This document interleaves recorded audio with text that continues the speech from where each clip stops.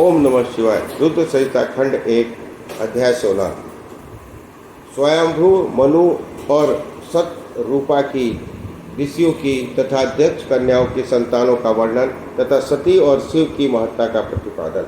ब्रह्मा जी कहते हैं, नारद, तदंतर मैंने शब्दंत मात्रा आदि सूक्ष्म भूतों को स्वयं ही पंचीकृत करके अर्थात उन पांचों का परस्पर सम्मिश्रण करके उनसे स्थूल आकाश, वायु, अग्नि, जल और पृथ्वी की सृष्टि की। पर्वतों, समुद्रों और वृक्षों आदि का उत्पादन किया। कला से लेकर युग पर्यंत जो काल विभाग है उनकी रचना की। उन्हें उत्पत्ति और विनाश वाले और भी बहुत से पदार्थों का मैंने निर्माण किया, परंतु इससे मुझे संतोष नहीं हुआ। तब शाम शिव का ध्यान करके मैंने साधना परायण पुरुषों की सृष्टि की। अपने दोनों नेत्रों से मारीची को, हृदय से भृगु को, सिर से अंगिरा को, व्यानु वायु से मुनिश्रेष्ठ पुलह को, उदान वायु से पुलसत्व को, समान वायु से वशिष्ठ को, अपान से कृतु को, दोनों कानों से अत्रि को, प्राणों से दक्ष को, गोद से तुम को, छाया से कर्दम मुनि को तथा संकल्प से समस्त साधनों के साधन धर्म को उत्पन्न किया। मुनिश्रेष्ठ, इस तरह इन उत्तम साधकों की सृष्टि करके महादेव जी की कृपा से मैंने अपने आप को कृतार्थ माना।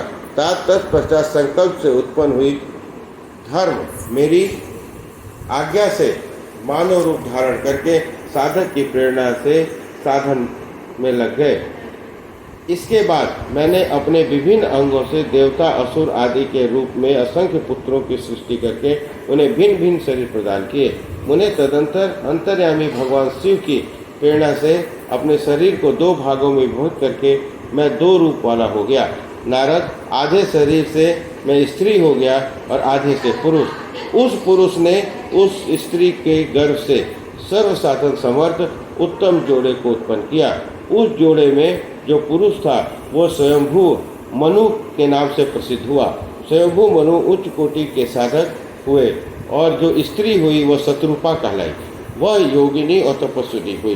तात मुनि ने वैवाहिक विधि से अत्यंत सुंदर शत्रुपा का पाणी ग्रहण किया और उससे वे मैथुन जनित सृष्टि उत्पन्न करने लगे। उन्होंने शत्रुपा से प्रियवत उत्तानपाद नामक 2 पुत्र और 3 कन्याएं उत्पन्न करी।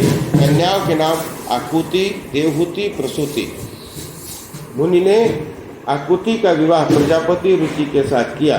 पजली पुत्री देवहूति कर्दम को विवाह दी और उत्तानपाद सबसे छोटी बहन प्रसूति प्रजापति दक्ष को दे दी। उनकी संतान परंपराओं से चराचर जगत व्याप्त है। रुचि से आकृति के गर्भ से यज्ञ और दक्षिणा नामक स्त्री पुरुष का जोड़ा उत्पन्न हुआ।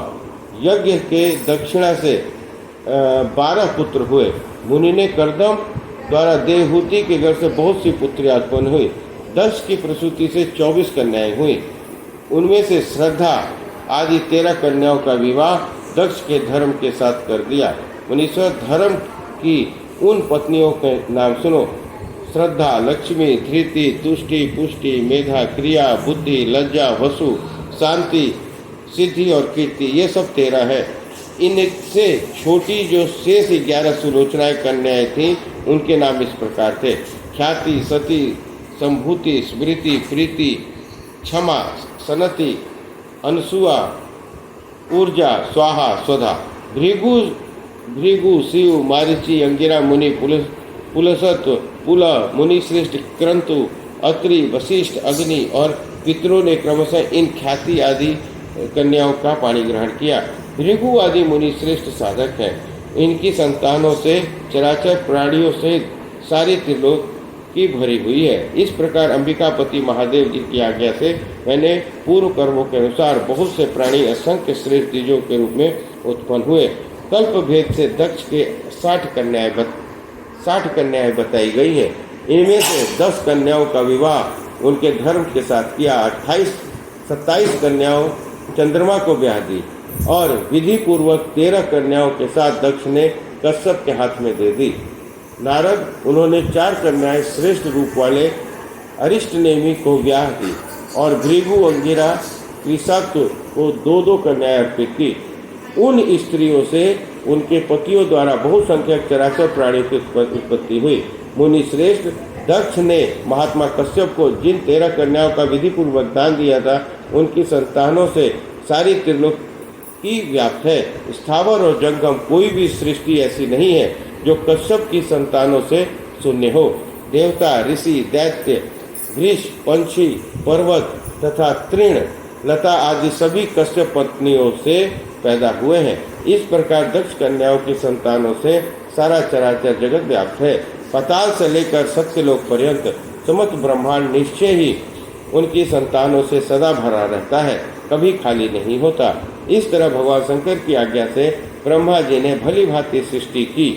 पूर्व काल में सर्वव्यापी शंभु ने जिन्हें तपस्या के लिए प्रकट किया गया था, वह रुद्रदेव ने त्रिशूल के अग्रभाग पर रखकर जिनकी सदा रक्षा की है, वे ही सती देवी लोकाहित का कार्य संपादित करने के लिए दक्ष से प्रकट हुई थी। उन्होंने भक्तों के उद्धार के लिए अनेक लीलाएं की। इस प्रकार देवी शिवा ही सती होकर भगवान शंकर से ब्याही गई, किंतु पिता के यज्ञ में पति का अपमान देखकर उन्होंने अपने शरीर को त्याग दिया और फिर उसे ग्रहण नहीं किया। वे अपने परम पद को प्राप्त हो गए। फिर देवताओं की प्रार्थना से वे ही शिवा पार्वती के रूप में प्रकट हुई और बड़ी भारी तपस्या करके पुनः शिव जी को उन्होंने प्राप्त कर लिया। मुनीश्वर, इस जगत में उनके अनेक नाम प्रसिद्ध हैं। उसमें कलिका, चंडा, भद्रा, चामुंडा, विजया, जया, जयंती, भद्रकाली, दुर्गा, भगवती, कामाख्या, कामदा, अम्बा, मृणानी और सर्वमांगला आदि अनेक नाम हैं जो भोग और मोक्ष देने वाले हैं। ये सभी नाम अपने गुण और कर्मों के अनुसार हैं। मुनि श्रेष्ठ नारद, इस प्रकार मैंने सृष्टि क्रम का तुमसे वर्णन किया है।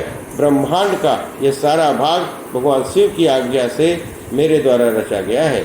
भगवान शिव को परब्रह्म परमात्मा कहा गया है। मैं विष्णु और रुद्र ये तीनों देवता गुण भेद से उन्हीं के रूप बताए गए हैं। वे मनोरम शिवलोक में शिवा के साथ स्वच्छंद विहार करते हैं।